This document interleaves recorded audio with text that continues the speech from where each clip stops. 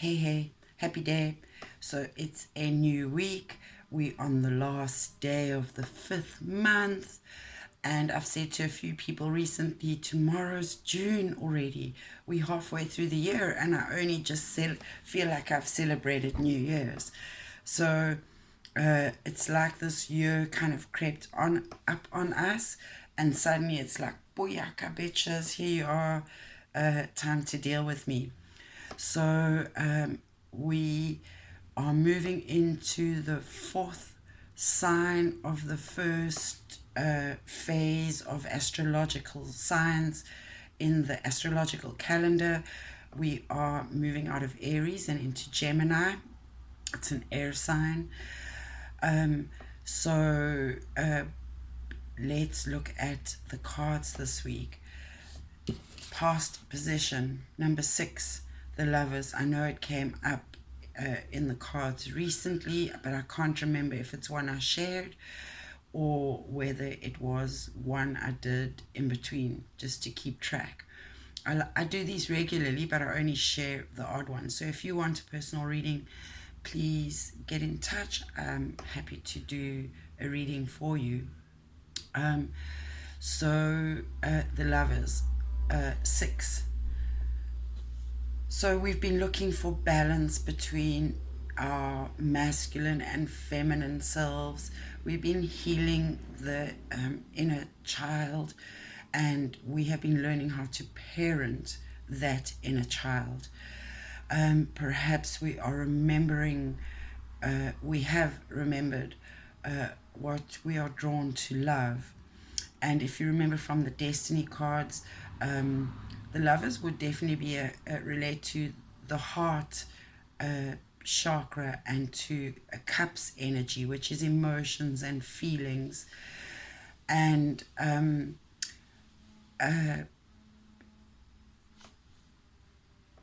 being distracted by this here. I want to talk about this quickly, perhaps as a part of the balancing of the masculine and feminine.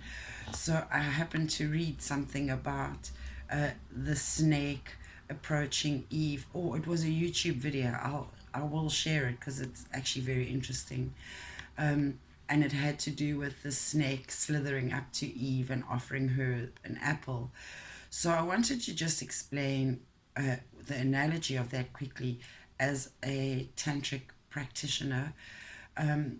What I understand this to be, the tree, that the shaft of the tree is your spine, and the snake is kundalini rising, and the actual tree top is your mind, your consciousness, and the apple is the apple of knowledge. So it's when kundalini rises, you are able to live in a much more loving state of being, because you have the apple of knowledge, the apple of awareness, of your nakedness. And it's not nakedness of the flesh, it's the nakedness and vulnerability of being authentic, exposing who you really are and not being afraid of that.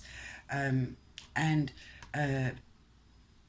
you can see that tree over there, the tree of life, it looks like it's a flame. So the masculine, that Aries fire energy of the sun, we should start to feel a bit like our batteries are recharged. So enough about the past position, other than what it was that I forgot to say about this. Oh, it had to do with nurturing and being loving and kind and compassionate. Especially with many of us have been working on the inner wounded feminine, but I'm aware lately that the feminine is a very slow energy, so that healing of the wounded energy has been a very slow process, whereas masculine energy is fast. So he will like crash and burn, a bit like Icarus. He'll soar to great heights, and if he goes beyond, his wings will become aflamed and he will crash down to earth, which is the ego check, the reality check. In the current position, we have the Queen of Pentacles. So um, perhaps we are sitting back a little bit in our comfort zone, looking at what we have. And I know many people are busy working on business proposals and have got really exciting uh, new business opportunities. So it would be a bit like that, like what gifts, blessings is life rewarding you with. If it's business that you wish to see abundance in, you expect change, and in this change, it's a more steady, solid opportunity.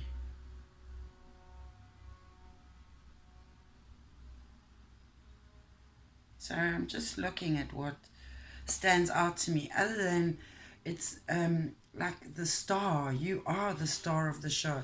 This red again is all base chakra. So, and if you look, the only thing that's really jumping out to me is just how solid her throne is. And um, she looks like somewhere between sitting back in it and wanting to get up and do something with that pentacle. Remember, the queen is the highest level of attainment as far as the feminine energy goes, because it's one of the royal cards. So we are in this lovely state of already having done, in effect, our kindergarten training and our primary school training and even our secondary. And perhaps some of us are even busy getting a master's degree in the University of Life. So we are learning. We've learned how we have skills and talents, and uh, we have an awareness of what our abilities are, and all we're needing to do is translate that into this new paradigm, this new world order that I know we hear of it in a conspiracy theory, but you have a new world that you are dealing with, the dawn, the new dawn, golden dawn. So, what are you choosing to do with your skills, your talents? Many people don't really need to pursue further education, rather enhance your current skill set. So, looking forward to, there's your portal again. Um, and this time, instead of just pillars, it's a bit like the temple, and we are finding balance between the higher and the lower. And again, I'm seeing a lot of red in this card. So a lot of what we're doing is about securing our foundations, our grounding, um, our stability in this earth plane. Um, and it's like finding stable footing within we've been experiencing these not necessarily stormy seas, but they certainly there were a lot of waves to ride. So we have landed on solid ground, but we are still finding our footing within that and finding balance in life. And notice going forward, we have managed to multiply our pentacles. Remember, pentacles are tangible assets and liabilities. So anything related to money, houses, cars, things you can matter, dense matter stuff. But it does feel a bit like a clean slate. So I'm excited for all of us for the opportunities that are presenting. And then I was curious about what was at the bottom of the deck, and it was the moon card. So we start with a major arcana and we end with a major arcana. So all these things are, all our strifes are being bookended, or we are busy shelving books we know are not, we finished reading, or I'm noticing a lot of kind of tidying up house attitude, getting rid of clutter, attending to tasks that we don't always get to on our list of priorities. So it's like it's the attention to finer details, the dark side of the moon. Because if we can deal with those things that we've been ignoring and brushing under the carpet, we will see what really comes to light. And again, I just noticed something. See, in the lovers, there's the two. Well, you'll notice in the moon card, there's two. You've got the domestic dog and the wild dog. And it's like finding your, the lobster is a bit like Pisces. And so it's, again, it's this finding our the emotional stability by balancing our wild and our tame, the good and the bad. They both are the same, or two different sides of the same coin.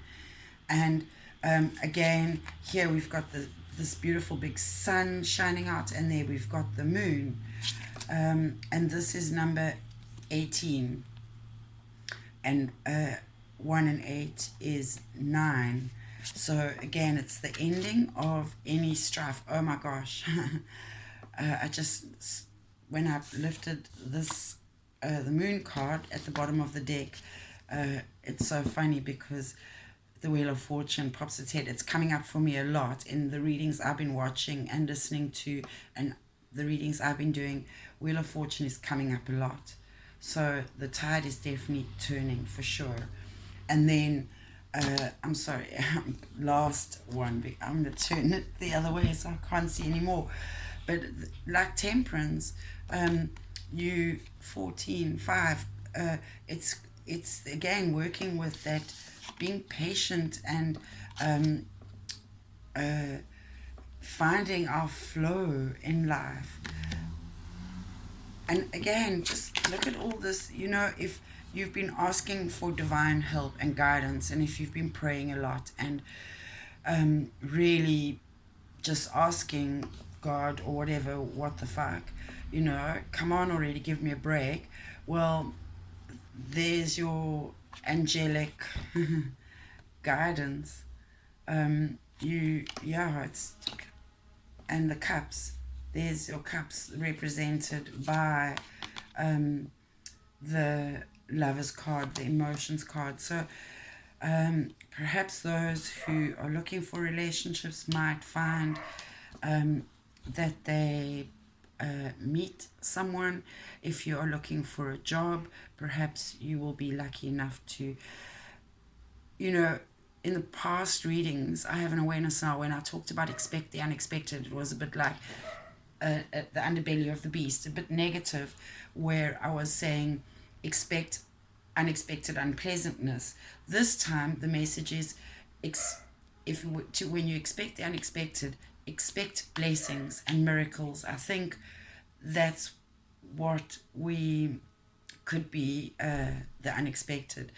And the only way to make the most of becoming more aware of our blessings and miracles is to be in a state of grace, which is about gratitude and gratefulness. And then I thought it would be fun to do an insight card with using the Crystal Alley, but I'm not going to talk about it in this video now. What I'm going to do is give you a choice about what you would like to know more of the message, because there are two messages. We could do both. I just want to see which one people are most interested in. It's a storm element card, which has to do with transformation.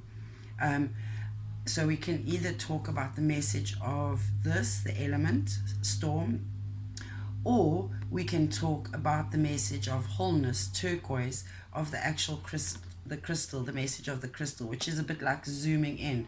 So the storm element would be the macro, and turquoise and wholeness would be the micro. So let me know which one you would like to know more on for the insight to this reading, and I'd be happy to do that. And again, if you'd like a personal reading, please go to my website, www.niccib for bestwellness.com.